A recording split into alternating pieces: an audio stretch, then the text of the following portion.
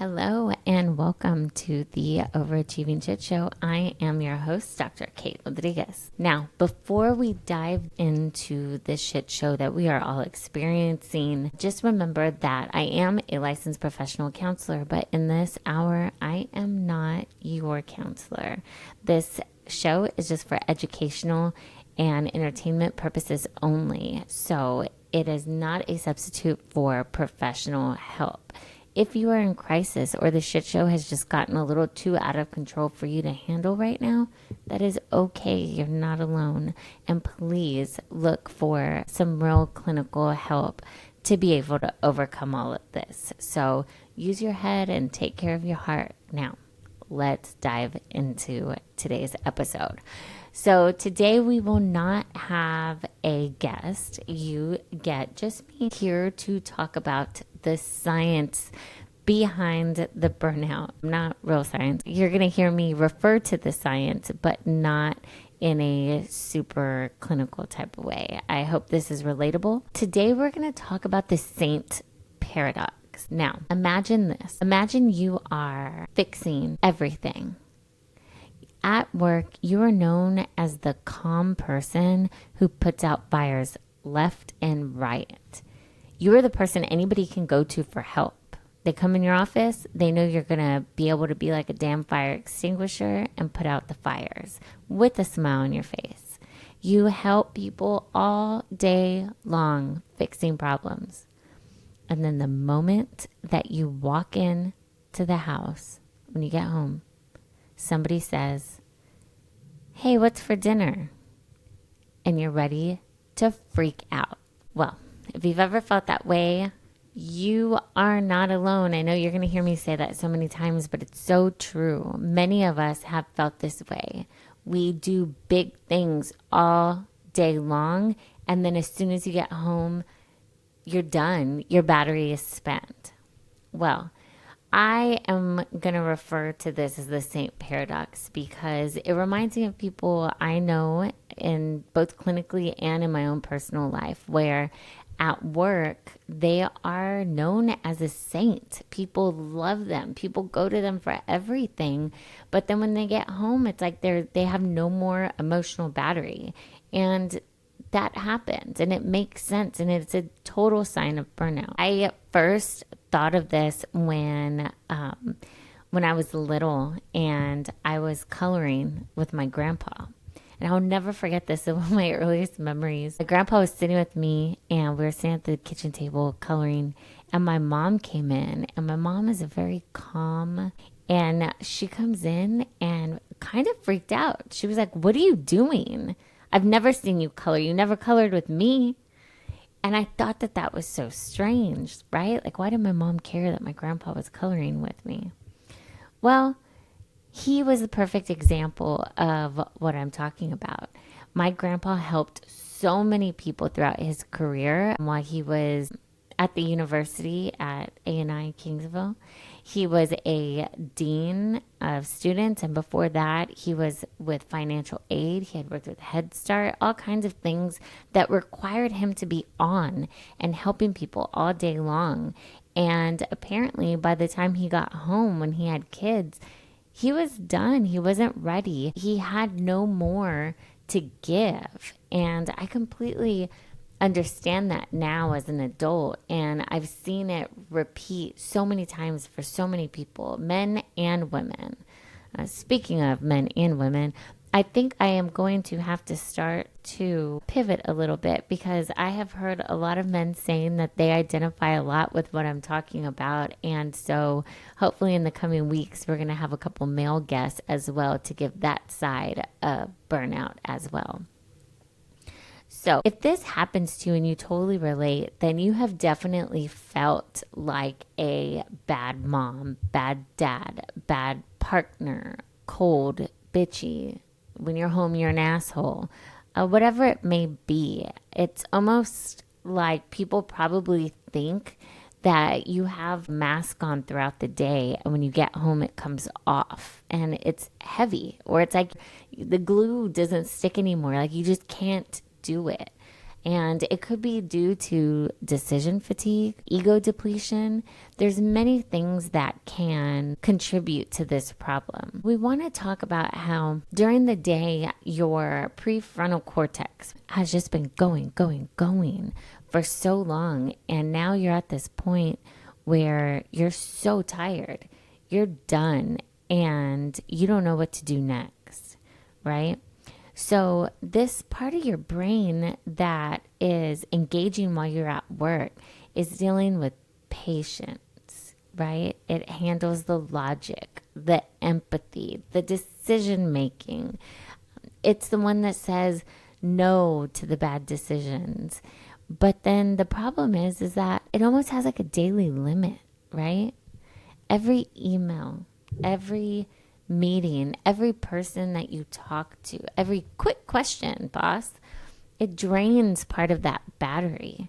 But when you're at work, you're in survival mode. Whether you have anxiety or just a regular amount of stress, I say regular in quotations because here in the United States, I think that we kind of find it acceptable to have a whole lot more stress than a lot of people.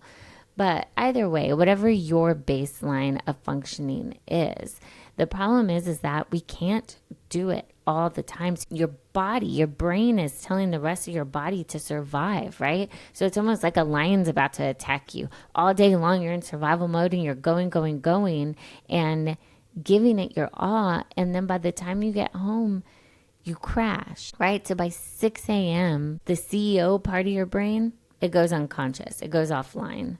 And the amygdala, which is like the fire alarm, right? It's the one that's calling the emergency. Now that's in charge. And that sometimes results in your brain perceiving things as a threat. I've had a lot of people say that the question of what's for dinner sets them off. Or maybe I had one mom say that she felt so bad. She said, Dr. Kate, the other day, I had this really long day and I came home and my kids wanted to play Uno. And I flipped out. She said, I flipped out because I had this whole long day and they don't even give me like a time to rest. I get home and it's like, hey, Mom, let's play. Hey, Mom, what's for dinner? Hey, Mom, all these things. And she said, I lost my shit. I yelled at them, but it wasn't their fault that I had a bad day. It wasn't their fault that I was tired. They didn't understand. So all my kids are seeing is that their mommy didn't want to play with them. And that hurts. And I have totally been there. In fact, my kids wanted to play giant Uno yesterday and I didn't feel like it because I had too much on my mind. So I've been there and many of us have. And it can be really hard because if you are burnt out, you start to feel a lot of the physical parts of it. There are so many different parts of you that might get fatigued. You might get aches and pains, GI problems. There's so many things that can result in being in this constant state of survival mode. And when you shut down and you feel that there's a threat, it can be something so small that sets you off into fight or flight response, right? You might be really short. You might flip out. Or you might just shut down and just want to sit there and doom scroll for a while. All of those are normal, but we need to do some preventative work to make you be your best self. And so you don't get to that point. And I keep using the example of kids, but this can also be being short or not wanting to be around anybody. I know certain people who completely isolate, and that happens too. So this is a problem that I often see in relationships. When I would do a lot of couples counseling or even post-divorce help, a lot of people will explain that they just kind of became and turned into roommates, right? So burnout and constant stress can definitely have an effect on relationships, right? So these different moods that we start to get in, it's almost like you don't even think about having fun anymore. Maybe you are just so tired of coordinating logistics for things that the thought of doing something fun sounds exhausting, right? Maybe the thought of what to cook, even if it's just for yourself, is like one more decision that you don't want to fucking do. You think about all the decisions you make throughout the day. I wish I had one of those little clickers when they click how many people are coming into a store. If somebody sat there and clicked how many decisions you made in a day, I'm very curious what that number would come out to, right? Because from the moment you wake up, you're probably already having to make decisions. What to wear, what shoes are you going to wear? Do you need to pack an extra bag? Do I need to take a lunch? What am I going to have for breakfast? How late do I work? Or do I work late to make that extra money? Or do I come home early so I can make a good dinner? Do I need to make this call? All the emails, all the budget decisions, how much time you spend with a client. All these decisions are just constant throughout the day. And it's no wonder that you're tired. It's no wonder that when you come home, all you want to do is relax or look at something that requires nothing from your brain. I remember when I was straight out of grad school, my now husband caught me watching Keeping Up with the Kardashians. Now, no hate on anybody who watches reality TV, but at that time, he was like, this is very out of your character. What the hell are you doing watching this crap? You don't even like them. And I was like, I don't even know what's happening, but my brain doesn't have to think, and it feels nice. And I realized at that moment, something was off, right? So you kind of start to, you don't want to engage. You don't want to engage with anybody. It's almost like you're short circuiting, right? I feel that sometimes burnout turns partners into business. It turns into an administrative task, right? You have to coordinate logistics for everything from having sex to date night. Like the thought of having to plan out fun or connection with your partner, even that can feel exhausting if you have decision fatigue. It's like you just stop. Fine. You don't want to plan the date. I'm not going to plan the date. So it's just not going to freaking happen. We're just going to stay home. And I see this happen all the time. And it's not due to a lack of love. It's really due to the conservation of energy, right? So if you engage and you make one more decision, you feel like you're going to break or you're going to scream. You're just not going to be nice. Maybe if you do go to this concert or this event together, y'all are going to get into a fight because maybe y'all's tones have been off for a long time. Maybe both of y'all are stressed out. And maybe you haven't really been on the same page for a while. And so you're like, well, why am I going to plan this whole fucking date and then just get into a fight while we're there? So then you start to spiral, right? And then you start feeling guilty. You're the nice person, you know, how I said my grandpa was. So he was a savior to so many people. So you're nice to the person who you work with. You're nice to your boss. You're nice to your clients or whoever you're interacting with. So why are you so short with the person who loves you? And then it starts to create a shame cycle. It starts to burn even more energy because it's this loop that you can't close. You don't understand and your partner doesn't understand, and it could be really hurtful. I've had clients who have said, I don't get it. My partner, everywhere we go, people just love them. People come up to them and think that they are just the savior, and they tell me like, you're so lucky you're married to or you're dating so-and-so. And you're like, well, you should see them at home. At home, they're short, they're mean, they don't want to do anything, and they don't even plan dates. Right? It's almost like you get this jealousy. You can get like a little bit of jealousy, or if you're the person who's burnt out, you get the guilt. Like, why am I this way? I want to love my partner. I want them, my kids. I want my family to see the same person that all these strangers love and adore, but I just don't have it in me, right? So what are some survival techniques? So if you are one of these people, it's totally okay, but it's going to take some fixing, and it's not something you can just nap away over a weekend. I like to tell people that you need a little bit of a decompression time. So from work to home, is there a way for you to disengage? Is there a way to reset your nervous system? Maybe you listen to a podcast on your way home. I don't know about y'all, but if I had a really hard day, I need to play a song that I can sing at the top of my lungs. A lot of times it's a Selena song. If I'm mad at somebody, I will sing Que Creías at the top of my lungs, and something about those emotions that she sings out really helps. Sometimes it's a rap song. Sometimes it's a Taylor Swift song. Whatever, you pick yours. Times it's total silence. I know many people whose brain is just on and you have to listen all day long. That driving home in silence is beautiful.